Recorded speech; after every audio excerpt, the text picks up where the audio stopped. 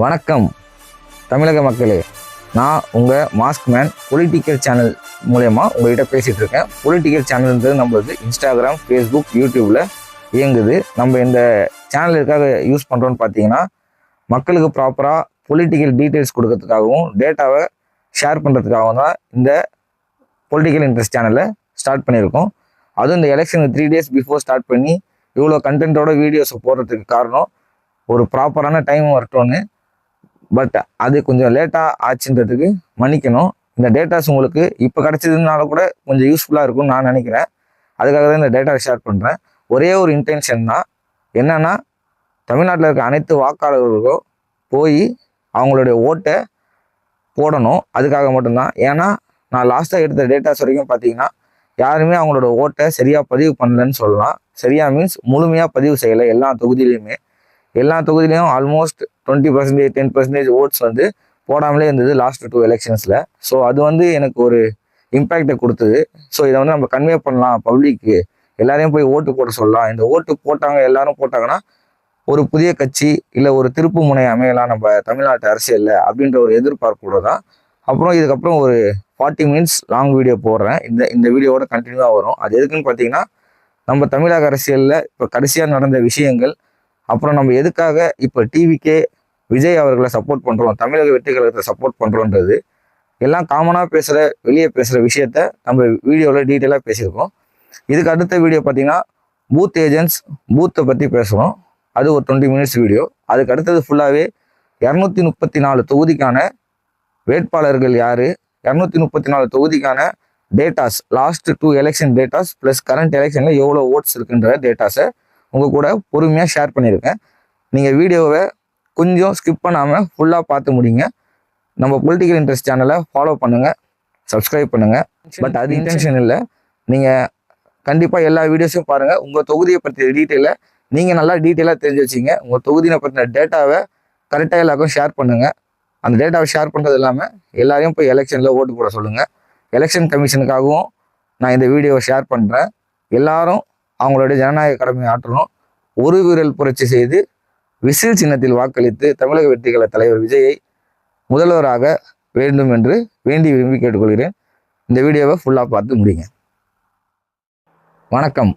Political interest channel மூலயமா உங்ககிட்ட இந்த மாஸ்க் மேனாக நான் பேச வந்திருக்கேன். உங்கள் விஜயா பேச வந்திருக்கேன். நம்ம இன்னைக்கு பார்க்க போகிறது என்னன்னு பார்த்தீங்கன்னா, நம்மளுடைய தமிழ்நாடு அரசியலில் எம்எல்ஏ கான்ஸ்டிடியூன்சி மொத்தம் சிஎம் ஆகிறதுக்கு எத்தனை எம்எல்ஏக்கள் தேவை, மற்றும் லாஸ்ட்டு 2 எலெக்ஷனில் எப்படி ஜெயிச்சிருக்காங்க, எந்தெந்த கட்சி ஜெயிச்சிருக்கு, எவ்வளோ % வாக்கு வித்தியாசத்தில் ஜெயிச்சிருக்காங்க, எவ்வளோ வாக்கு நம்ம செலுத்தாமல் இருந்திருக்கோம், அப்புறம் போட்ட ஓட்டில் எத்தனை ஓட்டு இன்வாலிட் ஆகிருக்கு, எத்தனை % ஜெயிச்சிருக்காங்க, எத்தனை பேர் கூட கூட்டணி வச்சு ஜெயிச்சிருக்காங்கன்றதை ஃபுல்லாக நம்ம இந்த வீடியோவில் டீட்டெயிலாக பார்க்க போகிறோம். ப்ளஸ் கரண்ட் எலெக்ஷனோட ஓட்டர்ஸ் எவ்வளோ இருக்காங்க அப்படின்றதையும் உங்களுக்கு டீட்டெயிலாக எக்ஸ்பிளைன் பண்ண போகிறேன். நம்ம வீடியோவில் போகலாம். 2016 பார்த்தீங்கன்னா நம்ம மொத்த ஓட்டர்ஸ் வந்து 5,82,00,000 இருந்தாங்க. அதில் வந்து 4,35,00,000 ஓட்ஸ் தான் ரெஜிஸ்டர் ஆச்சு. ரெஜிஸ்டர் ஆகாத ஓட்டுன்னு பார்த்தீங்கன்னா 1,46,00,000. ஆக்சுவலாக எலெக்ஷன் கமிஷன் வந்து எல்லாரையும் ஓட்டு போடுவாங்க, ஜனநாயக கடமை ஆற்றுங்க சொல்லி நல்லா விளம்பரம் பண்ணுவாங்க. ஒரு சில காலத்தில் விளம்பரங்கள் தடைப்பட்டு போகிறதோ, இந்த மாதிரி அரசியல்வாதிகளால் மக்கள் வந்து விருப்பப்படலை அரசியலில் நுழைய, இல்லை அரசியல் மூலமா ஒரு மாற்றத்தை கொடுக்க விருப்பப்படலைன்னா இந்த மாதிரி ஒரு பெரிய ஏமாற்றத்தை எலெக்ஷன் கமிஷனுக்கு நம்ம மக்களே கொடுப்பாங்க, அவங்க ஜனநாயக கடமையை சரியாக செய்யாமல். அந்த பட்சத்தில் பார்த்தீங்கன்னா 1,46,00,000 ஓட்ஸ் அந்த டைம் ரெஜிஸ்டரே பண்ணலை. மோர் தென் 25% டோட்டல் ஓட்டர்ஸ் லிஸ்ட்டில் 25% ஓட்ஸ் ரெஜிஸ்டரே பண்ணலை. அது மட்டும் இல்லாமல் போட்ட ஓட்ஸில் இன்வேலிட் ஓட்ஸாக 29,000 ஓட்டு அந்த டைம் கன்வெர்ட் ஆச்சு. அந்த டைமில் யார் ஜெயிச்சான்னு பார்த்தீங்கன்னா ஜெயலலிதா அவங்க ஜெயிச்சாங்க. ஏடிஎம்கே சார்பாக நின்று மொத்தம் 7 பேர் கூட கூட்டணி வச்சு 40.88% 40.88% ஓட்ஸ் வாங்கி ஜெயலலிதா அவங்க ஜெயிச்சிருந்தாங்க. மொத்தம் அவங்க கூட்டணியில் அமைஞ்சு 136 சீட்டு பெற்று அவங்க தான் சிஎம்மாக இருந்தாங்க 2016. 2021 6,29 crore ஓட்ஸ். இப்போ பார்த்தீங்கன்னா ஆல்மோஸ்ட் 50 lakhs ஜம்ப் ஆகிருக்கு ஓட்டர்ஸ், எக்ஸ்ட்ரா ஓட்டர்ஸ். இதில் பார்த்தீங்கன்னா அந்த டைம் பார்த்தீங்கன்னா 1,65,00,000. அதே மாதிரி இதுலேயும் ஆல்மோஸ்ட் 20 lakhs ஜம்ப் ஆகிருக்கு. ஓட்டு போடாதவங்க எண்ணிக்கை அதிகமாகிட்டு தான் போகுது. இது எதை குறிக்குதுன்னு பார்த்தீங்கன்னா, மக்கள் புதிய அரசியல் கட்சிகளையோ இல்லை இந்த மாதிரி பழைய அரசியல் கட்சிகள் ஏமாற்றம் கொடுக்குறதையோ, இந்த மாதிரி நம்ம ஓட்டு போட்டு என்ன பிரயோஜனம், நம்மளுக்கு எதுவுமே மாற மாட்டேங்குது, பழைய ஆளுங்களே தான் திரும்பவும் இருக்கிறாங்க அப்படின்ற பட்சத்தில் ஓட்டு போடுற எண்ணம் வராமல், ஓட்டு போட்டு என்ன மாற போகுதுன்னு நினச்சிட்டு இவங்களை நம்பி ஏமாந்துட்டே தான் இருக்கோம், பெரிய மாற்றம் இல்லை, மற்ற அதர் கண்ட்ரீஸில் இருக்க மாதிரி நம்ம கண்ட்ரியில் பெனிஃபிட்ஸ் எல்லாம் ஏறலை, இன்னுமே நம்ம கூட ஊழல் ஒரு ஒட்டு உண்ணி மாதிரி ஒட்டிக்கிட்டே சுற்றிட்டு இருக்கு அப்படின்னு நினச்சிட்டு இருக்கவங்க இந்த மாதிரி ஓட்டு போட மறந்துடுறாங்க, ஓட்டு போட விருப்பப்படுறதில்ல. அப்படி விருப்பப்படாமல் போய் லாஸ்ட் டைம் கூட 2016 25% தான் இருந்தது ஓட்டு போடாதவங்க. நீங்கள் 2021 பார்த்தீங்கன்னா அதுவும் 1% ஜம்ப் ஆகி 26% போயிடுச்சு. ஸோ விழுந்த ஓட்டில் பார்த்தீங்கன்னா 4,63,00,000 ஓட்டு தான் ரெஜிஸ்டர் ஆச்சு. ஆல்மோஸ்ட் 73.63% ஓட்டு தான் ரெஜிஸ்டர் ஆச்சு. அந்த ரெஜிஸ்டர் ஆன ஓட்ஸ்லையும் பார்த்தீங்கன்னா invalid votes almost three times increase ஆகி 1,07,000 ஓட்ஸ் இன்வாலிட் ஓட்ஸாக கன்வெர்ட் ஆகிருந்தது. போட்ட ஓட்லேயுமே 1,07,000 ஓட்ஸ் இன்வாலிட் ஓட்ஸாக கன்வெர்ட் ஆயிருக்கு. இந்த டைம் யார் ஜெயிச்சாங்கன்னு பார்த்தீங்கன்னா டிஎம்கே சார்பாக பார்ட்டிஸோட கூட்டணி வச்சு எம்கே ஸ்டாலின் அவர்கள் 159 சீட்டு பெற்று வெற்றி பெற்றிருந்தாங்க. அவங்க மொத்த கூட்டணியோட பர்சன்டேஜ் பார்த்தீங்கன்னா 45.38%, 45.38% வாங்கி இவங்க ஸ்டாலின் அவர்கள் ஜெயிச்சிருந்தாங்க. இந்த மாதிரி தான் எலெக்ஷன் போயிட்டு இருக்கு. நம்ம தமிழ்நாடு ஸ்ட்ராட்டஜி படி பார்த்தீங்கன்னா இப்போ நம்ம டிவிகேக்கு போகிறோம் அப்படின்னா புதிய கட்சி மாற்றம் தரத்துக்கு வந்திருக்காங்க. நம்ம சமூக நல்லிணக்கத்தை பேணி காக்கிறதுக்காகவும், மக்களுக்கு உறுதுணையாக இருக்கவும், மக்கள் பிரச்சனையை பேசவும், மக்கள் பிரச்சனையை சரி பண்ணவும் புதிய கட்சி தமிழக வெற்றி கழகமும் ஒன்று வந்திருக்கு.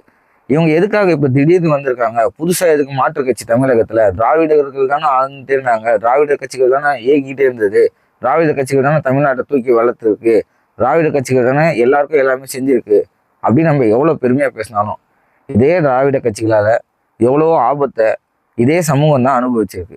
இன்று வர சுடுகாட்டுக்கு ஒரு ஜாதியினர் இன்னொரு ஜாதியினர் இருக்க வசிக்கிற இடத்துல போக முடியல. இதெல்லாம் மத நல்லிணக்கம், இதெல்லாம் திராவிடம் சரி பண்ணியிருக்கு அப்படின்னு நம்ம சொல்ல முடியாது. நாங்குநேரியில் என்ன நடந்ததுன்னு உங்களுக்கு தெரியும். அதே மாதிரி நம்ம குடிக்கிற தண்ணியில மலத்தை கலக்கிற அளவுக்கு நம்ம சமூகம் மாறி இருக்கு. ஸோ ஒரு எடுத்துக்காட்டா இதை பார்த்தா தவறாக தான் இருக்கு. அதே மாதிரி சாலை போக்குவரத்து விபத்துகள் அதிகரிச்சிருக்கு. போதை கலாச்சாரங்கள் தலை ஓங்கி இருக்கு. எப்படி தலை நிமிர்ந்து தமிழ்நாடு இருக்குன்னு சொல்றோமோ, போதையில தலை ஓங்கி இருக்கு. நம்ம மற்ற ஸ்டேட்டோட எப்பவுமே கம்பேர் பண்ணக்கூடாது. நம்ம பிள்ளைங்க நம்ம மாவட்டத்துல, நம்ம தொகுதியில, நம்ம தமிழ்நாடு நம்மளுக்கு அம்மா மாதிரி, அன்னை மாதிரி. அவங்க பசங்க கெட்டு போனா, ஒரு பையன் கெட்டு போனாலும் கெட்டு போனதுதான். ஒரு பானை சோத்துக்கு ஒரு சோறு பதம், அந்த கணக்குல தான் நான் சொல்றேன். இந்த மாதிரி போதை கலாச்சாரம் தலை வாங்கி இருக்கிறதால என்ன ஆகுதுன்னா, அவங்களுக்கு ஆள் தெரிய மாட்டேங்குது. யாருக்கிட்ட போய் என்ன பண்றோம், என்ன பிரச்சனை பண்றோம். அவன் கேரக்டர் பார்த்தீங்கன்னா ஆக்சுவலா நார்மலா இருந்திருக்கும் ஸ்கூல் படிக்கும் போதோ காலேஜ் படிக்கும் போதோ. அதெல்லாம் தாண்டி அவன் இந்த போதை பழக்கத்துக்கு அடிமையானவனே எதிரில் இருக்கிறது யாருன்னு தெரியல, யாருக்கிட்ட எப்படி நடந்துக்கிறோன்னு தெரியல. ஒரு போதை பழக்கத்துக்கு அடிமையானவன ஒரு கூட்டம் சேர்ந்து, அந்த கூட்டமா சேர்ந்து ஒரு தவறை செய்யறது, இதெல்லாம் தான் நம்ம கலாச்சாரத்தை ரொம்ப சீரழிச்சிருக்கு. இப்போ அந்த மாதிரி இருக்கிற விஷயத்துல ஆயுதங்கள் இயந்திர கலாச்சாரமும் நம்மள தலையோங்கிருச்சு. லாஸ்டா நடந்த ஒரு 3 இயர்ஸ் 2 இயர்ஸ் முன்னாடி நடந்த சம்பவம் தெரியும். ஒரு மாநில தலைவர் மத்தியில் இருக்க கட்சிகள், அந்த கட்சி எல்லா இடத்துலையும் போட்டியிடும், எல்லா ஸ்டேட்லையும். அந்த அங்கீகாரம் பெற்ற கட்சியோட மாநில தலைவர் திரு ஆம்ஸ்டாங் அவருடைய படுகொலை. அதுக்கு யாரு என்ன காரணம் எல்லாம் டீட்டெயிலாக தெரிஞ்சாலும் ஒரு மாநில தலைவருக்கு பாதுகாப்பு கொடுக்காத அளவுக்கு நம்ம ஸ்டேட் இருந்திருக்கு. ஸோ இந்த திராவிட மாடல் ஆட்சி, திராவிடர்களின் ஆட்சி எல்லாமே ஒரு கட்டத்துக்கு அப்புறம் நின்றுதான் ஆகணும். இவர் இவ்வளோ நாள் ஆண்டாரு, அதுக்கப்புறம் இன்னொருத்தவங்க வருவாங்க. நீங்கள் ஒரு கட்சியை மாற்று கட்சி கொடுத்தாதான் உங்களுக்கான திட்டங்களோட இதெல்லாம் நம்மளுக்கு இவ்வளோ நாள் டிலீட் ஆயிருந்தது. இப்போது டெய்லி ஒருத்தவங்க சாம்பார் சாதம் போட்டுட்டு இருக்காங்க. அவங்ககிட்ட போய் திடீர்னு ரச சாதம் கேட்டால் பண்ண மாட்டாங்க, ஏன்னா அவங்க சாம்பார்ல ஸ்பெஷலாக இருந்திருப்பாங்க. ஆனால் நம்மளுக்கு தான் வெளியே சாப்பிட்டவங்களுக்கு ரசமும் நல்லா இருக்கும், தயிரும் நல்லா இருக்கும், இதெல்லாம் மக்களுக்கு கொடுப்போம்னு தோணும். அதனால தான் மக்கள்கிட்ட புதுசாக நாங்கள் வெளியே ஸ்டேட்ஸில் வெளி கண்ட்ரீஸில் பார்த்து திறந்திருக்கோம் அப்படின்னு நம்ம தலைவர் திரு ஜோசப் விஜய் அவர்கள் தன்னுடைய தனி கட்சியை ஆரம்பித்து இவ்வளோ நாள் படங்களில் தான் நடிச்சிருந்தாரு. அந்த படங்களில் வந்த வருமானத்தை தான் வாழ்ந்துட்டு இருந்தார். ஆனால் அவர் பேரை சொல்லி எத்தனையோ இளைஞர்கள் எத்தனையோ நற்பணி மன்றங்கள் மூலயமா நல்லது தான் செஞ்சுட்டு இருந்தாங்க. யாராவது கெட்டது செஞ்சாங்க நீங்கள் சொல்லுங்கள் பார்க்கலாம். படிப்பு செலவுக்கு காசு கொடுத்துருக்காங்க, வீடு இல்லாதவங்களுக்கு வீடு கட்டி கொடுத்துருக்காங்க, தினந்தோறும் உணவு ஃப்ரீயாக கொடுத்துருந்தாங்க. இதெல்லாம் பண்ணிட்டு இருந்தது நம்ம ஜோசப் விஜய் அவர்களுடைய ரசிகர் மன்றம் மூலயமா, மக்கள் சேவையை மக்கள் இயக்கம் மூலயமா கடந்த 30 வருஷமா செஞ்சுட்டு வந்தாங்க. லாஸ்ட் 10 இயர்ஸா ரொம்ப இன்வால்மெண்ட்டோடு செஞ்சுட்டு வந்தாங்க. இதை பார்த்து நம்ம தலைவர் விஜய் அவர்கள் அவங்களுடைய ஃபாலோவர்ஸ் எல்லாரையும் ஒரு ப்ராப்பரான இடத்துக்கு கொண்டு போய் சேர்க்கணும். இப்போ அவங்களுக்கு ஒரு பொறுப்பு கொடுத்து அந்த பொறுப்பு மூலயமா மக்கள் சேவை செய்யணும். தான் மனசுல அந்த எண்ணம் இருந்தாலும் தான் ஒரு தலைவனால அப்படி ஒரு வழிநடத்துதல் பேரில் எல்லாரையும் சரியா பேசி சரியா தேர்ந்தெடுத்து அவங்கள வழி நடத்த முடியும். அப்படிதான் பார்த்தீங்கன்னா இந்த தேர்தலில் 234 பேரை தேர்ந்தெடுத்து அதில் அவர் 2 தொகுதியில் போட்டிடுறாரு. மிச்சம் 232 தொகுதியில் வேட்பாளர்களை தமிழக வெற்றி கழகம் சார்பாக நிறுத்தி பெரிய வாக்கு வித்தியாசத்தில் தமிழகத்தில் மீண்டும் பழைய காலத்தை நினைவு கூறுற மாதிரி எம்ஜிஆர் ஆட்சியை பிடித்தது போல் இங்கே பிடிக்க போறாரு அப்படின்னு அவர் களத்தில் இறங்கியிருக்காரு. யாரை நம்பி தெரியுமா? உங்களை நம்பி. ஏன் தெரியுமா? கடந்த ஆட்சிகளில் கடன் மேல் கடன் வாங்கி தான் தமிழக அரசு தங்களுடைய பட்ஜெட்டை சரியா பார்த்துக்காம சரிவர கையாள முடியாம தேவையில்லாத நிதியை தேவையில்லாத திட்டங்களுக்கு விளம்பரத்துக்கு அதிகமாக செலவு பண்ணி தான் எல்லா கடனும் அதிகமாச்சு. ஃப்ரீ கொடுக்கறது லிமிட்டடாக பண்ணணும். அது தேவைக்கு ஏற்ற போல் பண்ணணும். யாருக்கு தேவைன்றது ஏற்ற போல் பண்ணணும். அந்த மாதிரி தான் இப்போ பார்த்தீங்கன்னா தேர்தல் அறிக்கையில் திரு விஜய் அவர்கள் தேவையானவங்களுக்கு என்னென்ன பண்ண முடியும், இன்னைக்கு இருக்க நகை விலைக்காக இந்த மாதிரி திருமணத்துக்கு தாலி நகை 8 கிராம் நகை தரேன், இதெல்லாம் தேவை. இன்னைக்கு வாங்க முடியாத சுச்சுவேஷன் ஆயிடுச்சு. ஏழை நடுத்தர மக்களுக்கு அதெல்லாம் வாங்க முடியாத சுச்சுவேஷனால இந்த மாதிரி திட்டங்களை செயல்படுத்துறாங்க. நம்ம தேவையில்லாத கனவு திட்டம், இந்த திட்டம் 5 வருஷம் முடியும் போது தான் நம்ம ஆட்சியில் இருந்தவங்க உங்களுடைய கனவுகள் என்னன்னு மக்கள்கிட்ட கேட்குறாங்க. என்னுடைய கனவுகள் எவ்வளோ இருக்குன்னு நான் சொல்லட்டுமா? நம்மளை தாண்டி நம்ம மாநிலத்துக்கு வந்த கம்பெனிங்க எல்லாமே அதர் ஸ்டேட்ஸுக்கு நியர்பை நெய்பர் ஸ்டேட்ஸுக்கு எல்லாரும் அங்கே ஷிஃப்ட் ஆகிட்டாங்க. ஏன்னா நீங்கள் கமிஷன் வாங்கினீங்க. நான் சொல்லணும்னா நான் ஃபர்ஸ்ட் கிராஜுவேட் வாங்கும்போது சர்டிஃபிகேட் +2 முடிச்சுட்டு விஓ ஆஃபீஸில் போய் வாங்கும்போது விஓ ஆஃபீஸ் பியூன் என்கிட்ட லஞ்சம் வாங்கினார். அப்போ எனக்குள்ளே இருந்த அழுத்தம், நான் 12வது முடிச்சதுலேருந்து இனி வரைக்கும் வருத்தத்தோடு சுற்றினா அந்த அழுத்தத்தையும் வச்சுக்கிட்டு இந்த ஆட்சி பொறுப்பில் இருந்தவங்க யாரும் சரியில்லை.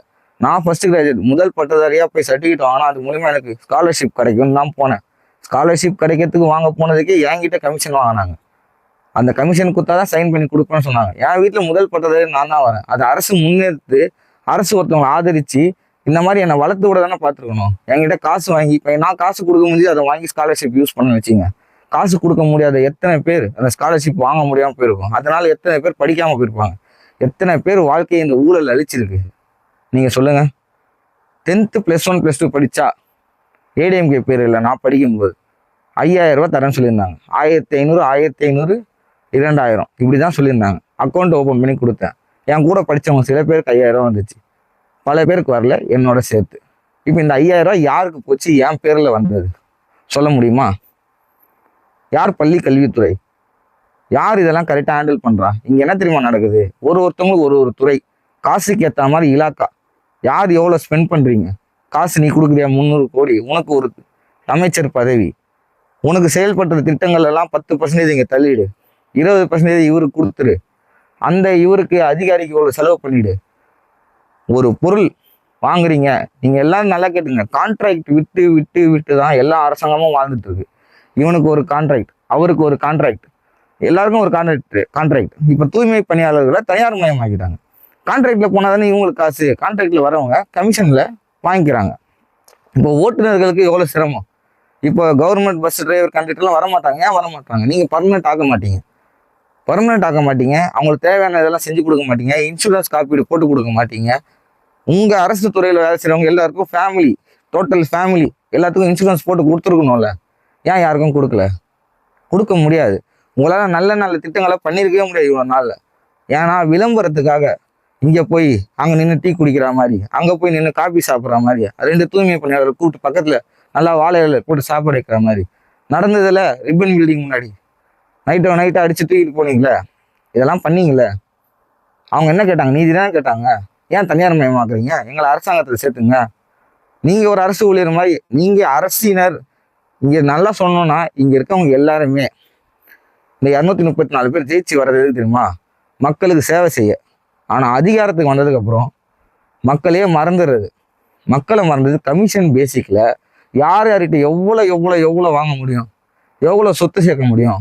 ஆனால் தேர்தலில் கமிஷன்கிட்ட போய் தேர்தல் கமிஷனில் போய் இந்த மாதிரி நான் நாமினேஷன் பண்ண போகிறேன்னு போகும்போது எனக்கு மொத்தமே 3 கோடி தான் சொத்து, 5 கோடி தான் சொத்துன்னு சொல்லி சூப்பராக டிமிக்கி கொடுத்து நீங்கள் சம்பாதிச்சதான் எங்கே சார்ன்னு கேட்டா நான் சம்பாதிக்கல, அதெல்லாம் எங்கள் கம்பெனி மூலிமா போயிட்டுருக்கு. இதுவா பதில்?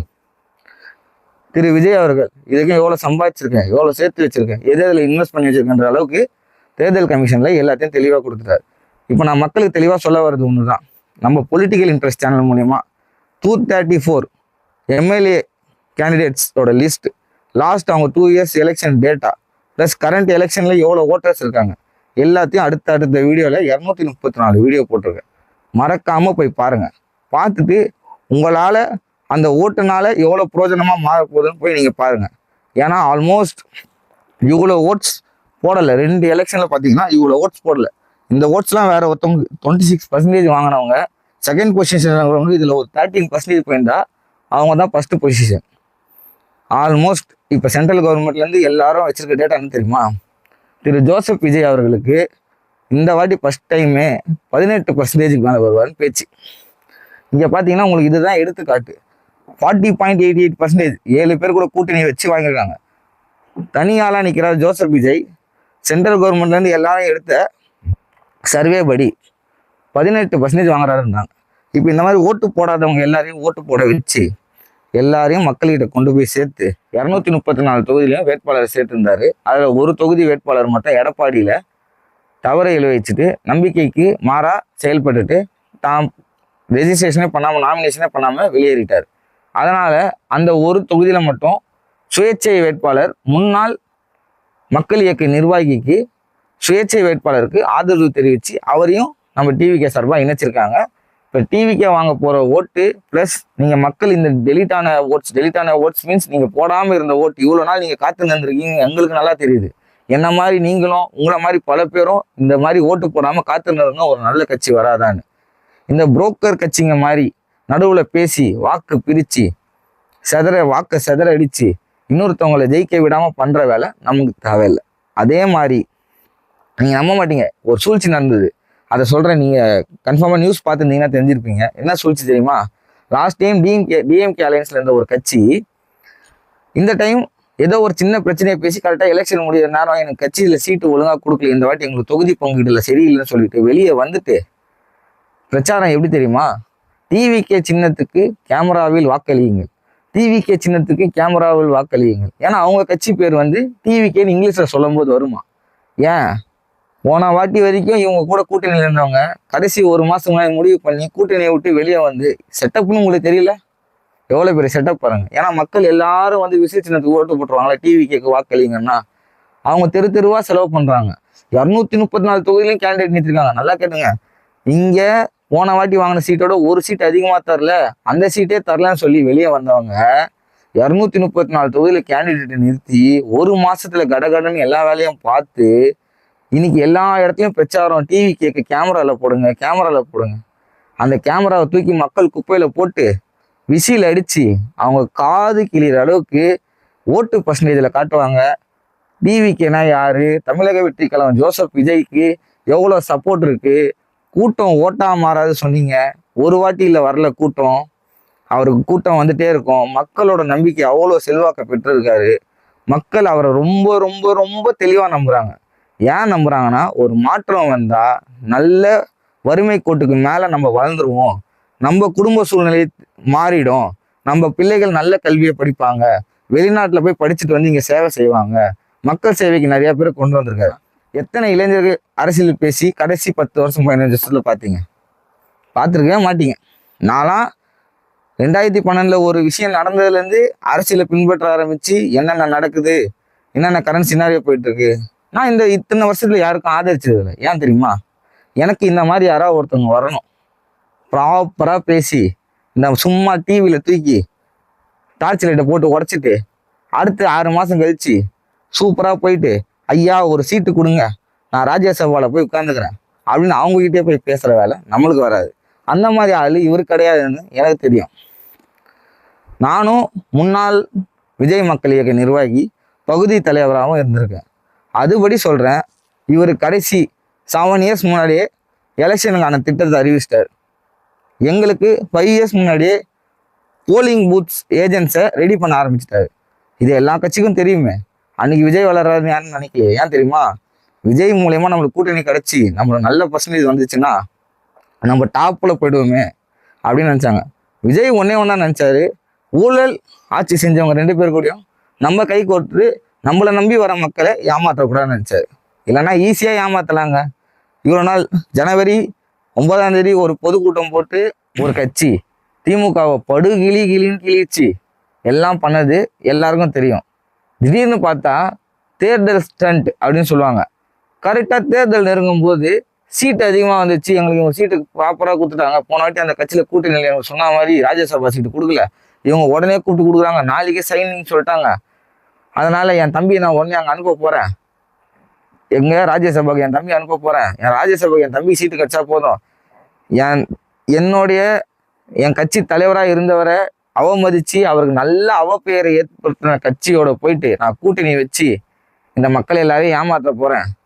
அதுக்கு பேர் வேற, எதுவுமே சொல்ல முடியல. என்ன பேர் தெரியுமா? நீங்கள் யாருக்கெல்லாம் உழைச்சி ஜெயிக்க வைக்கிறீங்களோ உங்க எல்லாருக்கும் பரிசு தொகை 1 லட்சம் வேற அறிவிப்போம். இது எப்படி இருக்குன்னு பார்த்தீங்கன்னா, போட்டி போட்டு போட்டி போட்டு மக்களோட வரி பணம் எல்லாத்தையும் யாரு முதல்ல சுருட்ட போறா, இவங்க இவ்வளோ சுருட்டும் போது நம்மளுக்கு 10% கொடுக்க மாட்டாங்களா, நம்ம வாழ்க்கை நிலை மாறாதா? அரசியல்வாதிங்க இது வரைக்கும் இருந்தவங்க யாராவது தான் வாழ்க்கை நிலை மாறாதான்னா வாழ்ந்துருக்காங்க, காமராஜரை தவிர. ஏன்னா காமராஜர் ஒருத்தர் மக்களுக்காக சிந்திப்பாரு. மக்களோட வாழ்க்கை நிலை மாறாதா? நம்ம குடும்பத்தை வளர்த்துக்கணும்னு நினைக்க மாட்டாங்க. மக்களுக்காக வாழ்றவங்க நம்ம குடும்பத்தை பெருக்கிக்கணும், நம்மளை சுற்றி இருக்கவங்க எல்லாம் சூப்பராக இருக்கணும். அவங்களாம் அரசியல்வாதிங்களா? அரசியல்வாதிங்கன்னு சொல்லக்கூடாது. அரசியல் என்றது மக்களுக்கு சேவை செய்கிற வேலை. அந்த சேவையை சரியா இங்கே யாருமே செஞ்சதில்லை. இப்போ லாஸ்ட்டாக எலெக்ஷன் கேம்பெயின் ஒரு மாசமா நடக்குது. எல்லா கூட்டணி கட்சியும் பேசுனதை பார்த்தீங்க, எல்லாரும் பிரச்சாரத்துக்கு போறாங்க பார்த்துருப்பீங்க. ஊழலற்ற ஆட்சி கொடுப்பேன்னு எந்த கட்சியாவது சொல்ல முடியுமா? கண்ணுக்கு தெரிஞ்சு ஊழல் அளிக்கிறாங்க.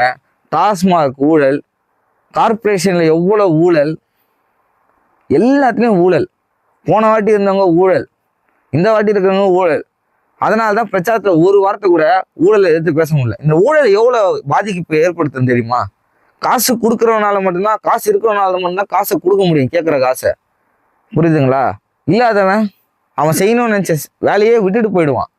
ஏன்னா அது மூலியமா தான் அவன் பொழைப்பே நடக்குதுன்னா அந்த பொழைப்பே கெடுத்துடுறீங்க. லஞ்சம் வாங்காத இடம் இருக்குதா? சாலை ஓர வியாபாரிகள் மாமூல் கொடு. அதனால் இப்போ மாமூலுக்கு பதில் இந்த வார்த்தை வந்துச்சு, கமிஷன்.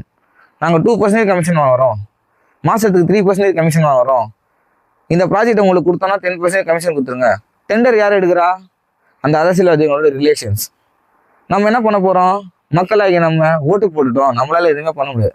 ஏன்னா நம்ம எதாவது பேசினா உடனே குண்டாஸ் ஒரு 100 பேர் அனுப்பிச்சிடுவாங்க சர்ன்னு மாருதி காரில். எல்லாம் வந்து நம்மளை தூக்கின்னு போயிட்டு இன்னைக்கு நிலைமைக்கு நியூஸ் தமிழ் சேனல் எத்தனை வாட்டி அடிச்சிருக்காங்க. எங்கேயோ கொல்குவாரியில் வரம்புக்கு மீறி கொடுத்த அலவன்ஸை விட தேவையில்லாத நிறைய குவாரியில் கல்லுங்களை நோண்டி எடுத்து பாறைகளை எடுத்து கனிம வள கொள்ளை செஞ்சதை ட்ரோன் கேமரா மூலிமா வீடியோ எடுத்ததுக்கு ஒரு நியூஸ் சேனலில் கூட்டு போய் 2 பேரை போட்டு அடின்னு அடித்து, யார் பதவியில் இருக்காங்க அவங்களால எல்லாமே பண்ண முடியும், எல்லாத்தையும் மாற்ற முடியும், எல்லா நியூஸ் சேனல்லையும் காசு கொடுத்து வாங்க முடியும், இந்த வீடியோ போடாதான்னு மிரட்ட முடியும், வீடியோ போட்டோன்னா இப்படி தான் நாளைக்கு உங்கள் நிலைமைன்னு காட்ட முடியும் அவங்களால. இதெல்லாம் எப்படி தெரியுமா? காசுக்காக வர கூட்டம். உண்மையாக சொல்கிறேன், இந்த வாட்டி நடக்க போகிறது ஒரு விரல் புரட்சி. ஒரே ஒரு மனுஷனுக்காக, மக்களுக்காக அவர் வந்தாருன்றதுக்காக மக்கள் எல்லாருமே அவர் பின்னாடி கூட்டமாக போயிட்டு இருக்காங்க. இந்த கூட்டம்லாம் ஓட்டாக மாறாதுன்னு எவ்வளோ கேவலமாக பேசுறீங்க, எவ்வளோ கேவலம். உங்கள் அரசியல் ஸ்டண்ட்டுக்காக ஜனவரி மாதம் பேசிட்டு மார்ச் மாதம் ஏப்ரல் மாதம் மாறிடுவீங்களே, அந்த மாதிரி அவர் பண்ணலையே. ஒரே கூட்டணி கட்சியில் இருந்துட்டு 2 சீட்டு 1 சீட்டு தரலான்னு போய் சொல்லி வெளியே வந்து திரும்ப நீங்கள் நாளைக்கு நம்ப மாட்டீங்க. அந்த கேமரா சின்னத்தில் வாக்களிங்கன்னு சொன்னார் பாருங்க, இன்னும் 3 மாசத்துல டிஎம்கே கூட போய் சேர்ந்துருவார். எம்பி எலெக்ஷனில் எனக்கு 1 சீட்டு தரேன்னாங்க, நாங்கள் அங்கே போயிட்டோம். ஏன்னா இங்கே சட்டமன்றத்தில் எல்லாத்தையும் பேசி முடிச்சு சால்வ் பண்ணிட்டாங்க, மக்கள் தீர்வுலாம் சரி செஞ்சுட்டாங்க. அதனால நாடாளுமன்றத்துக்கு தாவறதுக்கு ரெடி ஆகிடுவாங்க. இங்கே எல்லாமே பொழப்பு சீரா, எப்படி சொல்றது, சந்தி சிரிச்சு போச்சுன்னு வாங்க பாருங்க. அந்த மாதிரி தான் நம்ம தமிழக அரசியல் மாறிடுச்சு. எவ்வளோ கோவம் இருக்குங்க. எவ்வளோ இன்ஜினியர்ஸ் ப்ராப்பராக படிச்சுட்டு எவ்வளோ பேர் வேலை இல்லாமல் இருக்காங்க. இனி வரைக்கும் நீங்கள் சொல்லுங்கள், சாலையில் சின்ன விஷயம் நான் ஒன்று சொன்னேன்னா நிறைய சொல்லுவேன். சாலை ஓரத்தில் இருக்க மண் எத்தனை பேர் காவு கொடுத்துருக்கு, அதுலேருந்து வர தூசி எத்தனை பேர் கண்ணை அழிவுபடுத்திருக்கு. அந்த மண்ணை எடுக்கிறதுக்கு ஒரு ப்ராப்பராக ஒரு இன்ஜினியர் இந்த ஸ்டேட்டில், இந்த தொகுதியில், இந்த இடத்துக்கு இந்த காசு இந்த எம்எல்ஏ இருக்க இடத்துக்கு இல்லை இந்த தொகுதியில இல்லை இந்த வார்டில் இல்லை இந்த ஊராட்சிக்கு ஒரு இன்ஜினியர், அந்த இன்ஜினியருக்கு எல்லாம் வேலையாட்கள் எல்லாருக்கும் ப்ராப்பராக அரசு சம்பளம். கிம்பளம் கிம்பளம் கிம்பளம் கிம்பளம் கிம்பளம் வாங்கியே தான் வாழ்க்கை ஓடுது. சம்பளம் 25,000 ரூபா தான். அவன் கிம்பளம் 1,50,000 ரூபா. செய்கிற வேலைக்கு வாங்கணும் கூலி. இன்னொரு தப்பு என்ன தெரியுமா நடக்குது? திடீர்னு நம்ம கண்ட்ரியை வந்து திடீர்னு ஒரு வளர்ச்சி பாதை கடந்துருச்சு. எப்படின்னா ஐடி கம்பெனி பூம், எல்லாரும் பூம் பூம் ஆகிட்டோன்னு என்ன ஆயிடுச்சுன்னா அப்படியே காசு எல்லாருக்கும் நிறைய குவிய ஆரம்பிச்சிச்சு. வருவான், சும்மா இங்கே இந்த வேலை பண்ணுவான், அவன் வேலையை அவன் செய்யறதுக்கு வந்திருக்கான். நம்ம ஆளுங்க ஒன்றே, இந்தாங்க 3,000 ரூபா, இந்தாங்க 5,000 ரூபா. ஐடி கம்பெனியில் வேலை செய்கிற இல்லை வேறு எதோ வேலை செய்கிற நீங்களாம் நல்லா காசு வச்சுருக்கீங்க, கொடுத்துருவீங்க. ஆக்சுவலாக நடுத்தர மக்கள் தான் மக்கள் தொகை அதிகம். 8 கோடி மக்கள் தமிழ்நாட்டில் இருக்காங்கன்னா 1.5 கோடி மக்கள் நீங்கள் பணக்காரங்களா இருப்பீங்களா? இல்லை எந்த பிரச்சனையும் இல்லாமல் இருப்பீங்களா? மிச்சம் 6.5 கோடி மக்கள் பேர், 6.5 கோடி மக்களோட நிலைமை. நீங்கள் காசை கொடுத்து பழகிடுவீங்க. இந்த 6.5 கோடி மக்கள் இருக்கிற ஒரு 50 லட்சம் பேர் ஊழலுக்காக சுற்றுவான். அந்த ஊழலுக்கு நாங்கள் மாட்டி நாங்கள் அடிமையாகணும். எவ்வளோ கடன் வாங்க விட்டுறீங்க? எத்தனை கடன் ஆப்ஸ், அந்த ஆப்ஸ் எல்லாம் ஏன் தடுக்க மாட்டீங்க? நேஷனல் பேங்க்கில் வந்தால் லோன் வாங்க சொல்லுங்கள். உங்களோட தகுதிக்கு நேஷனல் பேங்க்கில் வந்தால் லோன் தருவான்னு சொல்லுங்கள். சீட்டாட்டம், சூதாட்டம், ஃபோன் செயலியை தடை செய்து விட்டோம். அப்புறம் ஒரு கமிஷனை கட் பண்ணு, திரும்ப அதெல்லாம் சரி செய்யப்பட்டு விடப்பட்டது. அதில் நாங்கள் கண்டென்ட் போட்டுருவோம். 18 வயசுக்கு மேலே நீங்கள் போனீங்கன்னா உங்கள் நிதியில் இப்போ அபாயம் இருக்குது, எல்லாமே இருக்குது, நீங்களே முடிவு பண்ணிவிடுவீங்க. அதெல்லாம் சொல்லி தான் நாங்கள் சொல்கிறோம். அதுக்கப்புறமும் வந்து அவங்க தான் விளையாடுறாங்க. விளையாட்டு அவனா செத்து போயிடறான். கல்யாணத்துக்கு அப்புறம் வரதட்சணை கேட்டு குடும்பம் பண்ணி வெளியே சொல்ல முடியாமல் செத்து போகிறாங்க. ஏன் ப்ராப்பராக ஒரு அனௌன்ஸ் பண்ணுங்கள், இந்த நம்பருக்கு கால் பண்ணுங்கள், 24 மணி நேரமும் எடுத்து அரசாங்கம் உங்களுக்காக உதவி செய்யும், உங்களை பாதுகாப்பாக வெளியே கொண்டு வருவோம், உங்கள் அப்பா அம்மா கிட்ட நாங்கள் பேசுவோம் சொல்லுங்கள். உங்களால் சொல்ல முடியாது. தான் வீட்டு பொண்ணு செத்தாதானே உங்களுக்கு கஷ்டம். யார் வீட்டு பொண்ணோ எங்கேயோ தூக்கு போட்டு வரதட்சணை கொடுமையில செத்தா உங்களுக்கு கஷ்டம் கிடையாது. யார் வீட்டாலோ கந்து வெட்டி கொடுமையில செத்தா உங்களுக்கு கஷ்டம் கிடையாது. யார் வீட்டாலோ கள்ளச்சாராயம் குடிச்சு செத்து போனாலும் உங்களுக்கு கஷ்டம் கிடையாது. அரசாங்கத்துக்கு நிதி இருக்கு. நிதி இல்லையா? கடன் வாங்குற தகுதி இருக்கு. என் மக்கள் தொகை இவ்வளோ பேர் இருக்கிறாங்க, இவரெல்லாம் வச்சு நான் கடன் வாங்கி சரி பண்ணுருவேன். இப்போ கடைசி 5 வருஷத்துல கவர்மெண்ட் 6 லட்சம் கோடி தனியாக வாங்கியிருக்கு. இந்த கவர்மெண்ட் மட்டும் எந்த பொறுப்பில் கொடுத்துருப்பாங்கன்னு நினைக்கிறீங்க? ஒரே விஷயம்தான், இவ்வளோ மக்கள் தொகை இருக்குது, நாங்கள் இத்தனை கம்பெனிஸ் நம்ம ஸ்டேட்டில் இருக்குது, இவங்க வீட்டெலாம் வர டேக்ஸை வச்சு இதெல்லாம் வச்சு இப்படிலாம் பே பண்ணி, இதுதான் கணக்கு காட்டுறதுக்கு நம்ம தேவை. ஆனால் அந்த கணக்கை சரியாக நம்ம கிட்ட சேர்க்கறது கிடையாது. நம்மளுக்காக பேரை சொல்லி ஒன்று பண்ணுறது, 1 லட்ச ரூபாய்க்கு ரோடுக்கு டெண்டர் எடுக்கிறது, 40,000 ரோடு போடுறது, 60,000 6 பேர் கமிஷனாக பிரிச்சுக்கிறது. இது சாதா விஷயத்துலேருந்து பெரிய விஷயம் வரைக்கும் நடக்குது. தூய்மை பணியாளர்கள் நல்லா பார்த்துங்க. குப்பை போடுறவங்க குப்பை எடுக்கிறவங்க அவங்க கிடையாது. குப்பை போடுறவங்க இல்லை, மக்கள் தான் குப்பை போடுறவங்க. அவங்க தான் சுத்தம் பண்ணுறவங்க. சுத்தக்காரங்க குப்பைக்காரங்க கிடையாது. அந்த மாதிரி தான் நீங்கள் தான் அரசியல் வியாதிங்க. நீங்கள் அரசியல்வாதிங்க இல்லை, அரசியல் வியாதிங்க. உங்கள் எல்லா வியாதியும் தீர்க்கறதுக்கு திரு விஜய் அவர்கள் மூலயமா இந்த வாட்டி 234 தொகுதியில் வேட்பாளர்கள் நிற்கிறாங்க. நீங்கள் எடப்பாடி தொகுதியில் நிற்கிற அந்த சுயேட்சை வேட்பாளர், டிவி சின்னத்தில் நிற்கிற சுயேட்சை வேட்பாளர் கூட டிவிக்கு தான் சப்போர்ட். அவரே நீங்கள் எடப்பாடி தொகுதியில் திரு பழனிசாமி அவர்கள் நம்மளை ஏமாத்திட்டாரு, திரு ஜெயலலிதா அவர்களும் எம்ஜிஆர் அவர்களும் கட்சியை ஆண்ட விதத்தை சீரழிச்சிட்டாரு, தேவையில்லாத சகவாசத்தில் கூட்டணி வச்சுட்டாரு, இப்படிலாம் உங்களுக்கு தோணுச்சுன்னா தயவு செய்து டிவிக்கோட விசில் சின்னத்தில் வாக்கு போடுங்க.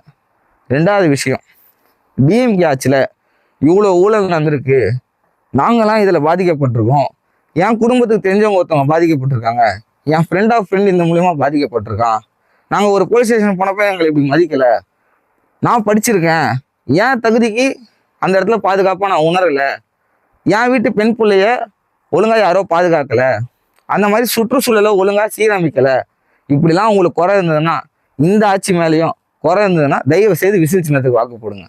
3வது, இவன் வந்துட்டான், இவன் சினிமாக்காரன், இவனுக்கு என்ன அரசியல் தெரியும், இவன் ஒரு டுபாக்கூர் அப்படின்னு சொல்கிறவங்க ஒரு சீட்டு கூட, எப்படி ஒரே ஒரு எம்எல்ஏ சீட்டு கூட வாங்காதவங்க, நான் 18 வருஷம் கட்சி, நான் 15 வருஷம் கட்சி, எனக்கு தெரியாதா? உங்களுக்கு தான் தெரிஞ்சிருக்குது, மக்களோட பல்சுன்னு தெரியாதா? நான் வென்றே தீருவேன், நான் செய்தே தீருவேன், நான் எல்லா ஓட்டையும் பிரிச்சே தீருவேன், நான் கமிஷன் பெற்றே வாழுவேன். யாரு? எதுக்கு? அந்த ஓட்டை பிரிச்சு என்ன வருது? விழுந்த ஓட்டை பிரிச்சு என்ன வருது? உன்னை நம்பி ஓட்டு போட்டவங்களுக்கு என்ன கிடைச்சது? ஒண்ணுமே கிடையாது. ஒன்று பிரயோஜனமா மக்களுக்கு சேவை செய்யறதா இருந்தா 234 தொகுதியிலையும் களத்துல இறங்கி வேலை செஞ்சு மக்களுக்கான சேவையை தாராளமா செய்யணும். இன்னும் நிறைய கதை இருக்கு, எதையுமே சொல்ல முடியல. ஏன்னா அவ்வளோ சேர்த்து வச்சிருக்காங்க. இவங்க ஆட்சியில் இருக்கும்போது, ஏடிஎம்கே பீரியட் ஆட்சியில் இருக்கும்போது இவங்கெல்லாம் ஒரு கூத்து பண்ணாங்க தெரியுமா? எல்லாரும் கருப்பு கலர் டிஷர்ட் போட்டுக்கிட்டு, கருப்பு கலர் ட்ரெஸ் போட்டுக்கிட்டு, மாஸ்க் போட்டுக்கிட்டு, வீட்டுக்கு முன்னாடி கருப்பு கலர்ல போர்டு வச்சுக்கிட்டு மதுவை ஒழிப்போம், அவங்க வீட்டு வாசல்ல கோலத் போட்டுக்கிட்டு, மத்தியில இருந்து யாராவது வந்தா, சென்ட்ரல் கவர்மெண்ட்ல இருந்து வந்தா கோ பேக், இன்னைக்கு நோ கோ பேக். இவங்க ஒயிட்டு கொடையை எடுத்துட்டு போயிட்டு, இந்தாங்க சார் வாங்க நம்ம நடந்து போலாம். ஏன்னா சமாதான புறாக்களாக மாறி விட்டார்கள். ஏன்னா ஊழல் எல்லாம் இணைஞ்சிட்டாங்க. நீ என்ன சொன்னா நான் உன்ன சொல்லுவேன், நீ எனக்கு ஒன்று செஞ்சனா நான் ஒன்று செய்வேன். இப்ப இவர் வராரு, இவரை தடுக்கிறதுக்கு என்ன காரணம்னு நீங்க நினைக்கிறீங்க? இவர் மேல அபாண்டமான பழிகள், இவருக்கு என்ன தெரியும்? ஒன்னும் இல்லாத சின்ன பையன், கூட்டம் ஓட்டாம மாறாது. இதுக்கெல்லாம் காரணம் என்ன தெரியுமா? எங்க நம்ம பண்ண ஊழல் எல்லாத்தையும் 2 வருஷத்துல இவன் வெளியே விட்டானா, இதுக்கப்புறம் நம்ம கட்சிலாம் இல்லாம போயிடும். நம்மள மக்களை ஏமாற்ற முடியாது, நம்ம அதிகாரத்துக்கு வர முடியாது. அதிகாரத்துக்கு வந்தாதானே இவங்க எல்லாரையும் எளியா வச்சு பயன்படுத்தலாம். இந்த மக்கள் எல்லாம் எளியா பாக்குறவங்க இருக்கிற வரைக்கும் அவங்க சேவை செய்ய வரல அப்படின்னு நம்ம தெரிஞ்சுக்கணும். இவரு வந்துட்டாருன்னா எல்லாத்தையும் ஓப்பனா சொல்றாரு, டிரான்ஸ்பரண்டா நடக்கும். அவரை சுத்தி எப்படி எல்லாரும் பர்ஃபெக்டா மாறினே வர்றாங்க தெரியுமா? ஏன்னா அவர் பர்ஃபெக்ஷனிஸ்ட். அவருக்கு இந்த செய்யணும்னா இதை செஞ்சிடணும். இதுல ஒரு ஆள் இதை நான் சொல்றேன், இந்த நேரத்தில் இது நடக்கணும்னா அவருக்கு நடக்கணும். அப்படியாப்பட்ட ஆள் அவர். எனக்கு தெரியாம அங்க ஒரு கண்டென்ட் நடந்துச்சு, அங்க ஒரு விஷயம் நடந்துச்சுன்னு சரி நம்ம கட்சிக்காரன் தானே எவனோ பண்ணிட்டு போடணும் விட மாட்டாரு. கூப்பிட்டு அது என்னன்னு விசாரிச்சு அதை சரி பண்ணி அனுப்புவார். இந்த உட்கட்சி பூசல் இந்த வாட்டி டிவிகளை சிலர் நடந்திருக்கும். மாற்று கட்சியிலேருந்து திடீர்னு எல்லாம் தாவி இருப்பாங்க, பணம் இருக்கவங்க எல்லாம் திடீர்னு வந்திருப்பாங்க. டிவி கேக்கு சீட்டு வேணும் கேட்டிருப்பாங்க. நிறைய பேர் சீட்டே கொடுத்துருக்க மாட்டாங்க. ஏன் தெரியுமா? ரசிகர் மன்றத்துல இத்தனை வருஷம் உழைச்சவங்க, ரசிகர் மன்றத்துல எந்த ஒரு எதிர்பார்ப்பும் இல்லாம அவருக்காக அவர் பேரை சொல்லி சேவை செஞ்சவங்களுக்கு மக்கள் சேவைக்கான அங்கீகாரத்தை கொடுத்து ஒரு தொகுதி கொடுத்து அவங்கள சேவை செய்ய வைக்கிறாரு. சும்மா இருக்கவங்கலாம் சேவை செய்யறதுக்கு இவர் 234 தொகுதி எல்லாரும் காசு இருக்கிறவங்களாம் வாங்கினா எல்லாம் ஓடி வந்துருவான். ஏன்னா இங்க எடுத்து காசு கொட்டுறோம், அங்க எடுத்து கொட்ட மாட்டானா? இங்க காசுக்காக வேலை நடக்கல, அவர்கிட்ட எல்லா காசும் இருக்கு. உங்க விஜய் 1 ரூபா கூட எடுக்க மாட்டேன்னு சொன்னவர், உண்மையாவே சொல்றேன், ஒரு நாளும் அந்த 1 ரூபாய் எடுக்க மாட்டார். இதை நீங்க நம்புனீங்கன்னா, மற்ற கட்சிகள் போடுற வேஷம்லாம் உங்களுக்கு தெரிஞ்சதுன்னா, ஏதாவது ஒரு பிரச்சனையில நீங்க சிக்கி இருந்தீங்கன்னா, காவல்துறை பிரச்சனையிலையோ, நீங்க போனப்போ ஒழுங்கா ரெஸ்பான்ஸ் பண்ணலைன்னாலும், ஒரு தீர்ப்பு ஒழுங்கா கிடைக்கலனாலும், உங்களுக்கு ஒரு தீர்வு கிடைக்கலனாலும், உங்க குடும்பத்துக்கு தெரிஞ்சவங்க, உங்க ஃபேமிலி ஃப்ரெண்ட், நான் இன்னைக்கு இவ்வளோ எமோஷ்னலாக ஆகிறேன், இவ்வளோ டென்ஷன் ஆகிறேன்னா, என் கூட சின்ன வயசுல கிரிக்கெட் விளையாண்டவன், நல்ல டேலண்ட் இருக்கவன், கஞ்சா பழக்கத்துக்கு அடிமை. கஞ்சா பழக்கம் இவங்க கொண்டு வரல, இவங்க ஆட்சியிலே வந்துருச்சு. நான் +2 படிச்சு முடிச்சு காலேஜ் போகும்போதே கஞ்சா சுத்தின்னு இருக்கு. இப்போ இங்க அதிகமாயிடுச்சு. அவங்க சுத்த விட்டாங்க, இவங்க அதிகப்படுத்திட்டாங்க. கஞ்சா இவங்க தான் வளர்த்து வித்தாங்க சொல்ல, வளர்த்து விற்கிறவங்கள கைது பண்ணல, தடுக்கல. ஏன்னா கமிஷன் வருது எல்லா இடத்துலையும். நம்ம மக்கள் எளிதானே, அவன் தானே கஞ்சா அடிக்க போனா, அவன் செத்தா என்ன எனக்கு என்ன? அதே மாதிரி கொலை குற்றம் பண்றவங்கள என்ன பெரிய தண்டனை கொடுக்குறீங்க? ஒண்ணுமே பண்ண மாட்டீங்க. ஓடுங்க, அவன் எவ்வளவு பெரிய தப்பு பண்ணியிருக்கான், எவ்வளவு பெரிய ஹராஸ்மெண்ட். ஒரு சின்ன குழந்தைய காமுகனா இருந்து அவ்வளோ கேவலமா பண்றானுங்க. என்ன தடுக்கிறீங்க? ஒண்ணுமே தடுக்கிறது இல்லை. ஏன் தடுக்கணும்? நம்ம வீட்டு பொண்ணுங்கன்னா தானே நம்மளுக்கு பிரச்சனை. நம்ம வீட்டு பையன் கஞ்சாச்சி செத்து போனாலும் நம்மளுக்கு கஷ்டம். இதெல்லாம் சில பேர் அரசியல் தலைவர்கள் வீட்லயும் நடக்குது. மெட்டாஃபெட்டமின்லாம் சாப்பிட்டு ரொம்ப நாள் கோமாவுக்கு போய் இந்த பிரச்சனைலாம் ஒரு இடத்துல நடந்துட்டு இருக்கு. நான் தான் சொல்றேன் பாருங்க, இவங்கெல்லாம் அரசியல்வாதிகள் இல்லை, அரசியல் வியாதிகள். இவர்களை திறம்பட இந்த ஒரு சான்ஸை கொடுத்து புதுசாக வரவங்களுக்கு ஆதரிச்சு நீங்க பயன்படுத்தி நம்மளை காப்பாத்திக்கிட்டா, உண்மையா சொல்றோம், இதுக்கப்புறம் பீஸ்ஃபுல்லா இருக்கலாம், ப்ராப்பரான சொல்யூஷன் கிடைக்கும், நம்ம பாதுகாப்பா உணரலாம். இவ்வளோ திட்டங்களை கொடுத்து அறிக்கையை கொடுத்துருக்காரு. அந்த அறிக்கை, தேர்தல் அறிக்கையை நான் செய்ய மாட்டேன்னு சொல்லலை, 100% செஞ்சு முடிப்பண்றாரு. நாங்கள் ஒரு தேர்தல் அறிக்கை கொடுத்தோம், அது எங்களுக்கு ஃபண்டு வரல, அதனால நாங்கள் செய்யலாம்னு சொல்லல.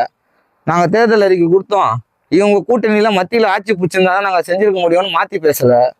இந்த ரத்து பண்ணுவோம், இதை சரி பண்ணுவோம்னு சொல்லிட்டு இதை சரி பண்ணாமல் இருக்கிற ஆள் இவர் கிடையாதுன்னு நான் கேரண்டியாக சொல்கிறேன். அப்படி ஏதாவது தவறு நடந்தாலும் நான் இதே மாதிரி பேசி வீடியோ மூலியமாகவோ நேரடியாகவோ போராட்டமோ ஆர்ப்பாட்டமோ பண்ணி கேள்வி கேட்பேன். இந்த மாதிரி எத்தனை அரசியல்வாதிகள் நீங்கள் கேள்வி கேட்டிருக்கீங்க? நான் பேசுறதுல தப்பு இருந்தால் தப்புன்னு கமெண்ட் பண்ணுங்க, சரியா இருந்தால் இந்த வீடியோவை ஷேர் பண்ணுங்க. பொலிட்டிக்கல் இன்ட்ரெஸ்ட் சேனல் மூலயமா உங்கள் எல்லாருக்கும் நான் வீடியோஸை அடுத்த 234 வீடியோஸும் போட்டுட்ருக்கேன். முக்கியமான விஷயம் திரும்ப திரும்ப சொல்ல வேண்டியது, 234 தொகுதியில் திரு ஜோசப் விஜயை நீங்கள் சிஎம் ஆக்கணும்னு நினச்சிங்கன்னா ப்ராப்பராக விசில் சின்னத்தில் ஓட்டு போடுங்க. அது மட்டும் இல்லாமல் 234 தொகுதியில் 118 தொகுதி, எப்படி 51% மேலே 118 தொகுதி ஜெயிச்சா மட்டும்தான் பிகம் சிஎம். நல்லா தெரிஞ்சுக்கங்க. 38 டிஸ்ட்ரிக்ட் இருக்குது நம்ம தமிழ்நாட்டில். 38 டிஸ்ட்ரிக்டில் 234 தொகுதி இருக்குது. அதில் 44 ரிசர்வ் தொகுதியில் 44 வந்து எஸ்சி தொகுதி, 2 தொகுதி வந்து எஸ்டி தொகுதி. தொகுதியிலும் 40 ரிசர்வ் தொகுதி. அது இல்லாமல் மிச்சம் எல்லாமே நார்மல் தொகுதி தான்.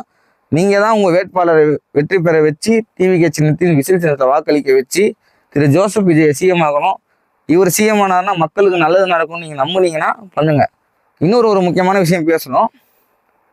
எனக்கு தெரிஞ்சவங்களும் இப்போ நம்மளுக்கு தெரிஞ்சவங்க ஃப்ரெண்ட்ஸ் ஆஃப் ஃப்ரெண்ட்ஸ் மூலமாக யாராவது அரசியல் தலைவர்களாக இருப்பாங்க, இல்லை அவங்க ஏதாவது கவுன்சிலர் வார்டு மெம்பராக இருப்பாங்க. நான் லாஸ்ட்டாக கேள்விப்பட்டது, பெரம்பூர் தொகுதியில் ஆப்போசிட்டில் நிற்கிறவங்க போய் ஒரு அலைன்ஸ் பேசுகிறாங்களாம். எப்படியும் நீங்கள் தான் ஜெயிக்க மாட்டீங்களா, இந்த வாட்டி உங்கள் ஓட்டெல்லாம் எங்களுக்கே போட்டுருங்க. ஒரு பெரும் 2 கட்சிகளுக்குள்ளேயே கூட்டணி கட்சியில் நிற்கிறவங்க கிட்ட நீங்கள் எங்கள் கட்சிக்கே ஓட்டு போட்டுருங்க, 3வது ஆளை நம்ம உள்ளே வரக்கூடாது, ஏன்னா உள்ளே வந்தால் எல்லாத்தையும் வெளியே விட்டுருவாங்க, நம்ம பழைய ஆளுங்களாம் ஊழல் பண்ண முடியாது அப்படின்ற ஒரு எண்ணம் வந்துச்சு பாருங்க. 800 ஃபஸ்ட்டு 200 கொடுத்து இந்த கூட்டத்துக்குலாம் கூப்பிட்டு போவாங்க கேம்பெயினுக்கெலாம். இப்போலாம் 800 1000 ஆயிடுச்சான். எல்லாம் கொடுக்குறத வாங்கிக்கிங்க. 23ஆம் தேதி நேராக போங்க, விசில் எங்கே இருக்குன்னு பாருங்கள், நல்லா விசில் அடிச்சுட்டு ஜம்முன்னு வீட்டில் வந்து ரெஸ்ட் எடுங்க. 4ஆம் தேதிக்கு அப்புறம் உங்களோட வாழ்க்கை, உங்களை சுற்றி இருக்க சமூகம் பாதுகாப்பாக இருக்கிறது நீங்கள் உணர்வீங்க. அதுக்கு நீங்கள் பண்ண வேண்டிய ஒன்றே ஒன்று தான், நல்லா பெருமூச்சு இழுத்து விசில் சின்னத்தில் வாக்களிச்சுட்டு ஒரு விசிலை ஊதிட்டு வெளியே வந்துட்டே இருங்க. யாரையுமே நம்பாதீங்க. நான் இங்கே தான் போடுவேன் அங்கே தான் போடுவேன்னு. இதெல்லாம் யார் தெரியுமா? இவர் வரமாட்டார் அவர் வரமாட்டார் சொல்கிறவங்க. இவங்க எல்லாருமே இந்த ஊழல் பண்ணுறவங்களோட மூலயமா ஆதாயம் பெற்றவங்க. ஊழல் பண்ணவங்க மூலிமா உண்மையாலே ஆதாயம் பெற்றவங்க தான். விஜய் வரமாட்டார், விஜயெல்லாம் முடியாது, அவர் என்ன தெரிஞ்சிருக்கோம்? ஒன்றும் தெரியாது. நான் சொல்கிறேன், அவர் இப்படி எலெக்ஷனில் தோத்தே போனாலும் நான் மாஸ்க் மேன் கண்டிப்பாக பொலிட்டிக்கல் இன்ட்ரெஸ்ட்டில் ஒரு வீடியோ போடுவேன். அவரை இன்டர்வியூ எடுக்கிற மாதிரி நீங்கள் வந்திருந்தீங்கன்னா என்னென்ன கனவு திட்டங்களை செஞ்சுருப்பீங்க, என்னென்ன ப்ராப்பராக செஞ்சுருப்பீங்கிற அளவு கேட்பேன். ஆனால் நான் அந்த நிலைமை வரக்கூடாதுன்னு நினைக்கிறேன். அதுக்கு நீங்கள் முக்கியமாக ப்ராப்பராக போய் விசில் சின்னத்தில் வாக்களித்து திரு விஜய் அவர்களை வெற்றி பெற வைக்கணும். அவருக்கு கருத்து கணிப்புப்படி 18% இருக்கிற கூட்டம் ஓட்டு போடணும்னு சொல்லி வச்சுருக்காங்க. இன்னும் நம்ப முடியாது என்னன்னா, நீ கிராமத்தில் போய் கேட்டால் கூட இப்போ விசில் சின்னத்த அளவுக்கு அவங்களுக்கு எடுத்துகிட்டு போய் நம்ம இளைஞர் படை, புதிய வாக்காளர்கள் எடுத்துகிட்டு போய் சேர்த்துருக்காங்க. இப்போ நீங்கள் ப்ராப்பராக பண்ண வேண்டியது என்னென்னா, அவங்க எல்லாரையும் கூட்டிகிட்டு போய் ப்ராப்பராக ஓட்டு போட வச்சு பாதுகாப்பாக பத்திரமா வீட்டுக்கு கொண்டு வந்து விடுங்க. 4ஆம் தேதி சந்தோஷமாக நம்மளுக்கு ஒரு புதிய மாற்றம் வருதுன்னு மனசில் நினச்சிங்க. அதுக்கு இந்த 23ஆம் தேதி ப்ராப்பராக யூட்டிலைஸ் பண்ணுங்கள். உங்கள் எலெக்ஷன் கமிஷன் செய்யாத வேலையை நான் செஞ்சிட்ருக்கேன். டேட்டாவை எடுத்து கொடுத்து இவ்வளோ பேர் ஓட்டு போல எல்லாரையும் ஓட்டு போட வான்னு கூப்பிட்டுருக்கேன். அதனால் எல்லாரும் திரு ஜோசப் விஜய் அவர்களை சிஎம் ஆக்குங்க. உங்களுக்கு உண்மையாகவே சொல்கிறேன், நல்லது நடக்கும். மத்தியிலையும் போராடுவார், போராட்ட குணம் ரொம்ப நிறைஞ்சவர். ஏதோ ஒரு படத்துக்காக போய் கை கட்டி இப்படி வாசலில் நின்னாலும் இன்னி வரைக்கும் கிண்டல் பண்ணுறது சரியே கிடையாது. அன்னைக்கு நிலைமை என்ன, அவர் வேற ஒரு கட்சியில் இருக்கவங்களுக்கு ஆதரவு தெரிவித்தார். அதனால இந்த கட்சியில் இருக்கவங்களுக்கு ஒரு கோபம் வந்துச்சு. இந்த டைம் டு லீட் அப்படின்னு போட்டதுக்கு ஒரு பிரச்சனை நடந்தது. இன்றைக்கும் நான் போடுறேன், Joseph Vijay time to lead. 4ஆம் தேதி எல்லாருக்கும் நல்லது நடக்கும்னு நினச்சி திரு ஜோசப் விஜய் ஆதரிங்க. நான் சொல்கிறேன், இவ்வளோ குற்றங்கள், இவ்வளோ அரசியல் வியாதிகளுக்கு நடுவில் நம்ம வாழ்ந்துட்டு இருக்கோம். பாதுகாப்பாக நம்ம உணரல. அதனால் பாதுகாப்பு வேணும், எல்லாமே நல்லது நடக்கணும், மக்களுக்கு சேவை செய்கிறவங்க வரணும்னு நினச்சிங்கன்னா கடந்த 15 வருஷமா மக்கள் இயக்கத்தில், விஜய் மக்கள் இயக்கத்தில் சேவை செஞ்சவங்களும் இதுக்கு முன்னாடி அரசியலில் சேவை செஞ்சிருந்தவங்கள தான் இவங்க கூப்பிட்ருக்காங்க. அதனால ப்ராப்பராக யூட்டிலைஸ் பண்ணுங்க. எல்லா சமூகத்துக்கும் நீதி கிடைக்கும். தாழ்த்தப்பட்ட சமூகம், இந்த சமூகம், அந்த சமூகம் யாரையும் இங்கே ஒதுக்கலை. பிறப்போக்கும் எல்லா உயிருக்கும் சொல்லியிருக்காங்க. யாதும் ஊரே யாவரும் கேளிர்னு சொல்லியிருக்காங்க. எல்லாத்தையும் ப்ராப்பராக செஞ்சுருக்காங்க. அதனால் நீங்கள் அதை ப்ராப்பராக யூட்டிலைஸ் பண்ணி உண்மையை பேசுகிற கட்சி ஒன்று வந்திருக்கு. தாராளமாக ஆதரவு தெரிவித்து வெற்றி பெற வைங்க. அந்த வெற்றி இன்னும் பல தலைமுறைகளுக்கு பேசும். பல தலைமுறை அழிச்ச மாதிரி இன்னொரு தலைமுறையை அழிக்காதீங்க. பெரியவங்களாம் இந்த வீடியோவை பார்த்தீங்கன்னா உங்களை மரியாதையாக கெஞ்சி கேட்டுக்கிறேன், மரியாதையாக உங்களை பாராட்டி கேட்டுக்கிறேன். மனசில் கொஞ்சமாச்சும் உங்களுக்கு ஈரம் இருந்தால் திரு விஜய் அவர்களுக்கு விசில் சின்னத்தில் வாக்கு போடுங்க. இதை நான் என் கண்டென்ட்டுக்காகவோ ஏதோ ஒரு விஷயத்துக்காகவோ பண்ணலை. இல்லைன்னா இந்த கடைசி எலெக்ஷனுக்கு 3 நாள் முன்னாடி உட்காந்து 234 தொகுதிக்கும் பேசணும் பண்ணணும்னு இல்லை. கடைசியாக எனக்கு இவர் எப்போ சொல்லுவார் நானும் வெயிட் பண்ணேன். எப்போ சொல்லுவார் நான் ஊழலற்ற ஆட்சியை கொடுப்பேன்னு. ஏன்னா ஊழலில் பெருசாக பாதிக்கப்பட்டிருக்கேன். ஊழலில் என்னை சுற்றி இருக்கவங்களாம் பாதிக்கப்பட்டிருக்காங்க. போதை கலாச்சாரத்தில் என் நண்பர்களை இழந்திருக்கேன். புரியுதுங்களா? ஆயுத கலாச்சாரத்தில் என் நண்பர்களை இழந்திருக்கேன். வேடிக்கை பார்த்துருக்கேன். எல்லாத்தையும் கண்ணெதிர்க்க பார்த்து பொறுக்க முடியலை. புரியுதுங்களா? பொறுக்க முடியாமல் எலெக்ஷனுக்கு 3 நாள் முன்னாடி திங்கக்கிழமை வீடியோ எடுத்து உங்களுக்கு போஸ்ட் பண்ணுறேன். இது காரணம், நான் இவ்வளோ பேசுனதுக்கு காரணம், விசில் சின்னத்துக்கு வாக்களித்து அவரை வெற்றி பெற செஞ்சிங்கன்னா எல்லாரும் நல்லா இருப்போம். நம்பிக்கையாக இருங்க, கான்ஃபிடென்ட்டாக இருப்போம். வெற்றி நிச்சயம். நீங்கள் மக்களாகிய எல்லாருமே நீங்கள் ப்ராப்பராக போட வேண்டிய விசில் சின்னம் இதுதான். இந்த விசில் சின்னத்துக்கு மறவாமல் 23ஆம் தேதி போய் வாக்களித்து விசிலை நல்லா ஊதி 4ஆம் தேதி அந்த வெற்றியை கண்டிப்பாக நம்ம டிவிக்கு நீங்கள் கொடுப்பீங்க நான் நம்புகிறேன். Nothing personal, just social. இந்த காசுக்காக தான் நான் பேசுகிறேன். நான் இந்த காசுக்காக பேசலை, மக்களுக்காக பேசுகிறேன். மக்கள் நல்லா இருக்கணும்னு நினச்சிங்கன்னா, பல தலைமுறைகள் நல்லா இருக்கணும்னு நினச்சிங்கன்னா, ஊழலற்ற ஆட்சியில் வாழணும்னு நினச்சிங்கன்னா, கல்வி, விளையாட்டு, மருத்துவம், தொழில் எல்லாத்துலேயும் நல்லா வளர்ச்சி பெறணும்னு நினச்சிங்கன்னா, தமிழ்நாட்டோட கடன் முழுசாக அடையணும்னு நினச்சிங்கன்னா, மாநிலம் வளர்ச்சி பெறணும்னு நினச்சிங்கன்னா, இந்தியாவே ஒரு புதிய உற்று நோக்கிற மாநிலமாக மாறணும்னு நினச்சிங்கன்னா மறக்காமல் நம்மளுடைய விசில் சின்னத்துக்கு வாக்களிங்க. மற்ற இந்த மாதிரி கத்துறவங்க, கோஷம் போடுறவங்க, காசுக்கு போய் ஏமாத்துறவங்க, சீட்டுக்காக மாறிடுறவங்க, இவங்கள மாதிரி இல்லாமல் நம்ம நல்லவங்க யாருன்னு தெரிஞ்சுன்னு ப்ராப்பராக போய் ஒரு விரல் புரட்சி செய்து விசில் சின்னத்தில் வாக்களித்து வெற்றி பெற வைங்க. நன்றி, வணக்கம்.